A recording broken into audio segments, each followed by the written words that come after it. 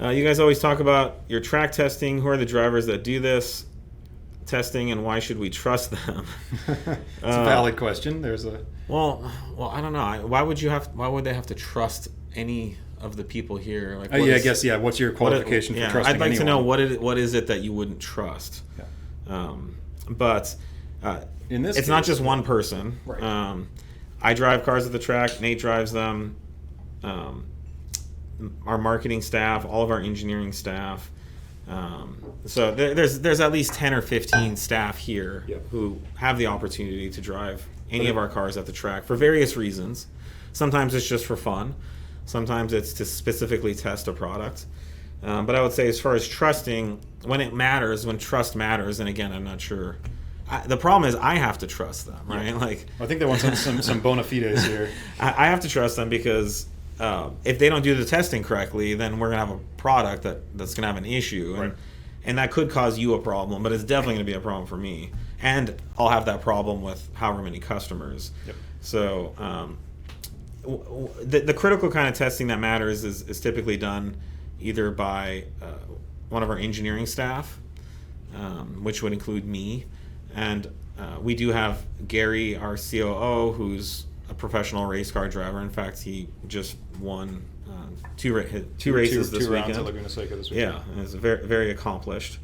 And so, like, for our R8 sway bar testing, we had Gary do a very technical evaluation of the various sway bar options that we created, and I evaluated too. But Gary's very, very fast. He's by far the fastest driver here at 034 Motorsport. That answers the next question. He's pretty much one of the fastest drivers around. Like, I don't know, in the human population sample, I'm sure he's in the 99th percentile of the fastest drivers on Earth.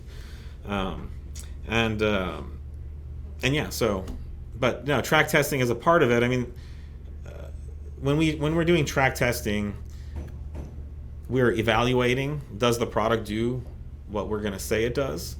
We're evaluating, is it strong enough? Does it hold up? Is it durable enough?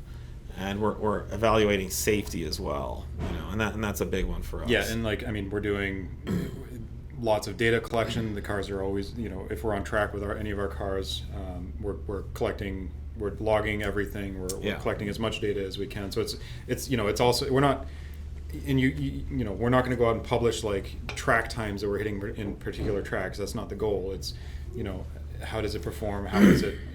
Is it a quantitative difference? How is it affecting the car? Sometimes we can measure it. Sometimes we can measure it. Sometimes it's it's a durability thing. Where you can never stress things like you can on a track, and for 10, 15, 20, 30 laps at a time. So there's a lot of things that are reasons that we go to the track. That the speed or the experience of the driver is part of it, but it's not all of it. Yeah. If it comes down to trust, the person you need to trust is me, because I'm ultimately responsible for all this. And you can trust the various leadership in the company that manages our engineering processes. And I think we've proven that we're a very trustworthy company. Yeah. I mean, as far as track experience and time, though, everybody that currently is really driving has either been a on-track instructor for a number of years, has raced in some or some pretty high level racing series as well. So I mean, to that 99th percentile, whatever you're putting Gary in, I think all of us are that are testing these products are pretty capable. Well, I think the rest of us are probably 98th percentile, considering the average driver out there. Yeah, I'd say we're not ones to toot our own horns, but as far as experience and time out there, we've been doing this for a while now. Yeah, I've probably done 200 track days. Yeah. Nate has done hundreds as well, and there's some very good drivers here, very experienced drivers. I've been track driving for 20 years, so has Nate. So and it's like I said, it's not about necessarily setting the fastest times or no. So a lot of this testing we're doing is we never time as far as timing. Times, no, we're not out there for timing. No, it's